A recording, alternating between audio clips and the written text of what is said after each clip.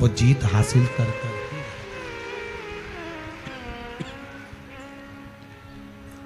अपनी जिंदगी में जीत हासिल कर कर ही रहता है। सजीवन में कोई ऐसा कार्य नहीं हो सकता। बस हर कार्य में शिव को साक्षी रखिए, हर कार्य में भगवान शंकर की साक्षी रखिए। प्रत्येक कार्य में जब भगवान शंकर की साक्षी होगी, प्रत्येक कार्य में जब भगवान शंकर की साक्षी होगी, प्रत्येक कार्य में जब भगवान शंकर को हम साक्षी मानकर कोई कार्य करेंगे तो वो कार्य सफल जरूर होगा। ऐसा नहीं कि वो सफल नहीं हो सकता। और हम पहले भी कहे हैं कि जिंदगी में ऐसी कोई कुर्सी नहीं हुई, ऐसा कोई पद नहीं हुआ जिस पद पर, जिस कुर्सी पर आप नहीं बैठ सकते। बस आपकी मेहनत, आपका संघर्ष, आपका संघर्ष, आपकी लगन, आपकी जागरूकता, आपकी लगन, आपकी जागरूकता, आपका संघर्ष, आपकी मेहनत आपको उस कुर्सी तक लेकर जाती है, आपको उस पद तक लेकर जाती है। कई लोग ऐसे भी हैं संसार में जो ये विचार करते हैं कि कहीं हम कर्म करें ही ना,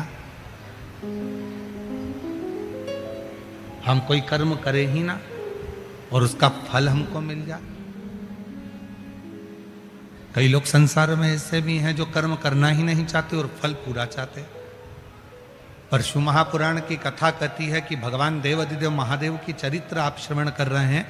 भगवान शंकर ने अपने पुत्र श्री गणेश जी महाराज को भी अगर बताया तो कर्म ही प्रधान बताया।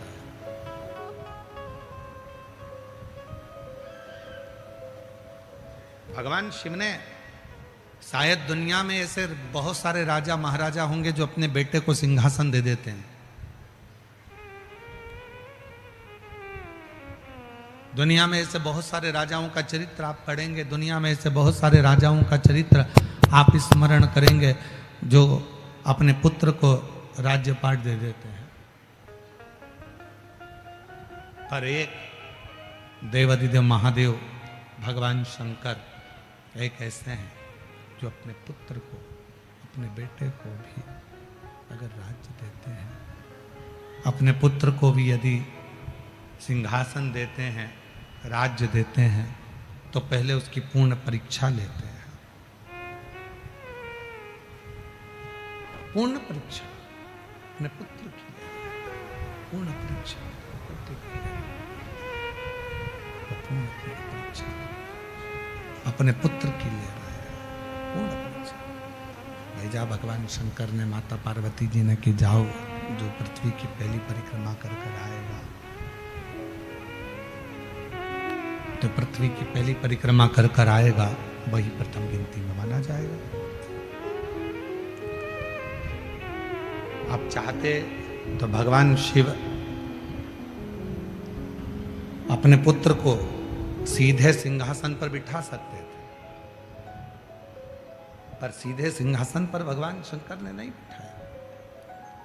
भगवान शंकर ने पहले परीक्षा लेकर दोनों को पृथ्वी की परिक्रमा करने के लिए भेजा, दोनों को परिक्रमा करने के लिए भेजा, दोनों परिक्रमा करने के लिए चले।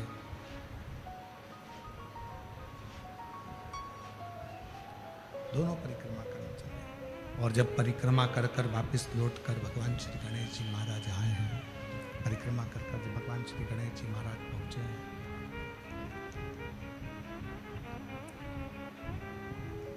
और उनकी बुद्धि की प्रबलता जब नजर आई है, बुद्धि जब प्रखर नजर आई है, बुद्धि की तीव्रता जब नजर आई, तो भगवान गणेश जी महाराज को स्थान पर विराजमान कर दिए, बिठा दिए।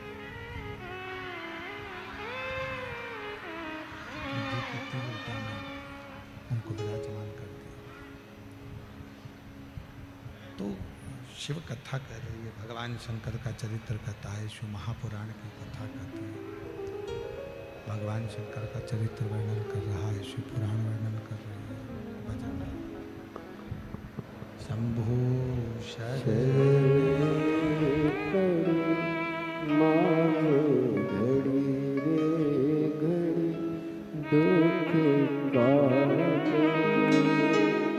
दया करीन दर्शन आपको, शंभु शरणे पड़े मांगो घड़ी रे घड़ी, दुख काटो दया करीन दर्शन आपको, शंभु शरणे पड़े मांगो घड़ी रे घड़ी, दुख काटो दया करीन दर्शन आपको, शंभु शरणे पड़े मांगो घड़ी रे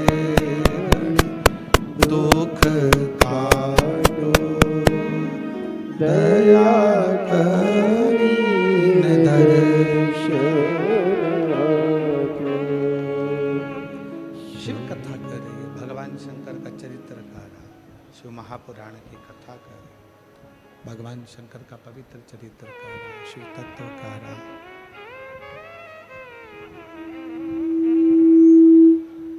भगवान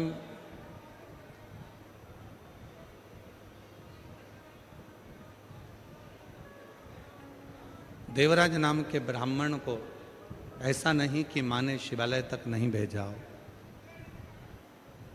भगवान शंकर तक नहीं भेजा हो, वो देवालय तक जाए उसके लिए माँ ने भी प्रयास करा। छत्रपति वीर शिवाजी महाराज शिवालय तक जाएं, ये माँ जीजाबाई ने प्रयास किया। और देखो चरित्र का स्मरण करिएगा, चरित्र को देखिएगा, स्मरण करिएगा, ध्यान करिएगा, स्मरण करिएगा कि देवराज को उनकी माता शिवालय तक भेज रही है, पर देवराज जाता नहीं है, देवराज पहुंचता नहीं, देवराज पहुंचता ही नहीं। और छत्रपति वीर शिवाजी महाराज शिवालय तक जाते हैं, शिवालय के सम्मुख में ही खेलते हैं। शिव की कृपा कितनी हुई, जो शंकर के मंदिर तक नहीं पहुंचा वो देवराज नाम का ब्राह्मण, जो शिव के मंदिर तक नहीं पहुंचा देवराज नाम का ब्राह्मण,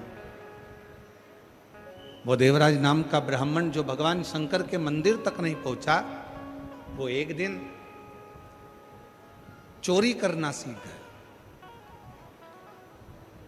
वो देवराज नाम का ब्राह्मण जो शिव के मंदिर तक नहीं पहुंच पाया, वो चोरी में लग गए, चोरी करने में लग गए। सुबह से लेकर शाम तक उसका एक ही काम रहता था, केवल चोरी करना, केवल धन अर्जित करना, चोर कर लाना, उस धन को लेकर आकर अपने घर में रखना, चोरी कर लाकर अपने घर में रखना। देवराज नाम का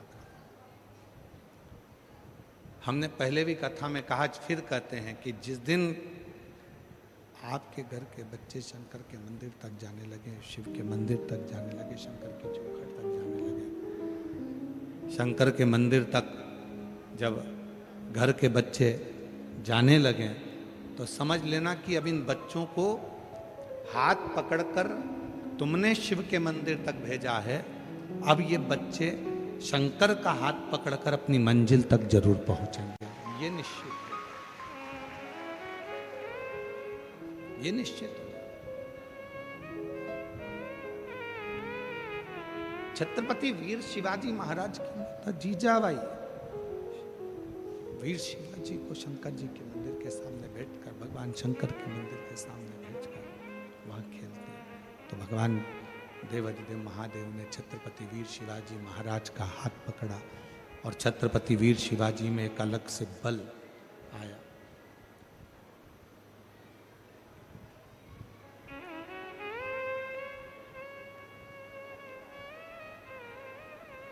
ये जो अपन अपनी वाणी में बार बार कहते हैं ना, हर हर महादेव, जब हम अपनी और अपनी वाणियों में कहते हैं ये शब्द हमारा और अपना नहीं है,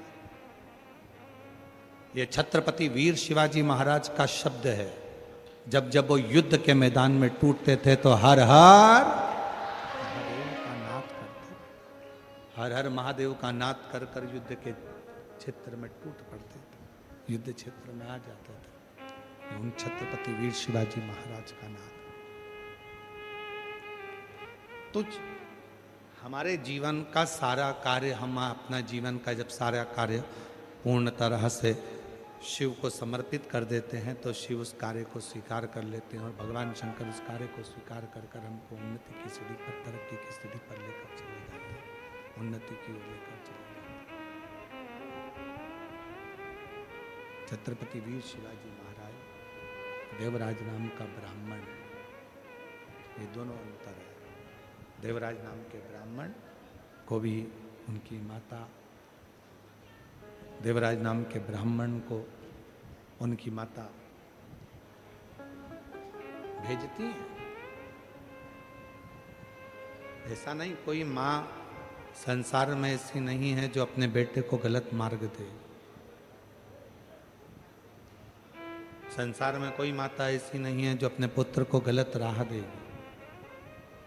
संसार में कोई माता ऐसी नहीं है जो अपने पुत्र को गलत विचार, गलत सोच, गलत दृष्टि देगी।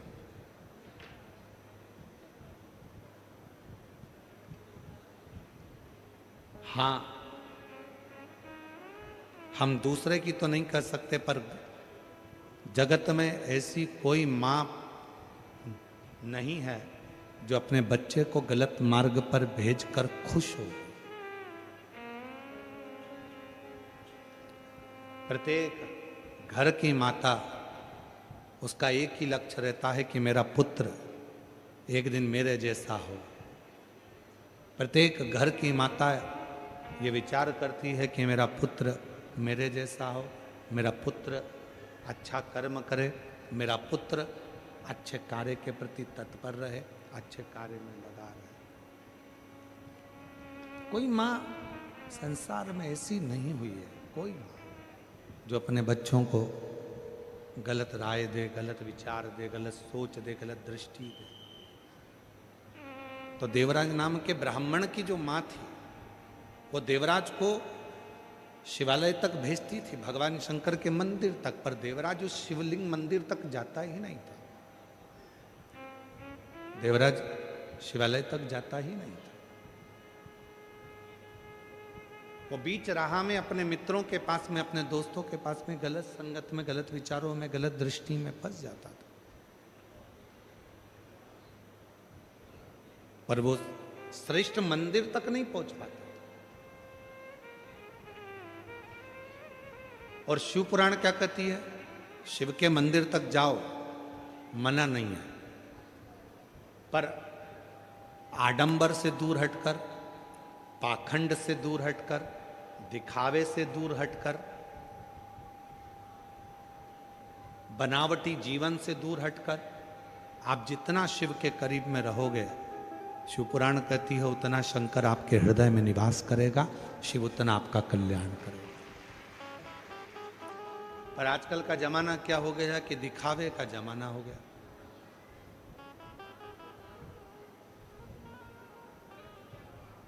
जितना जितना दिखावा करोगे आप उतने श्रेष्ठ कहलाओगे।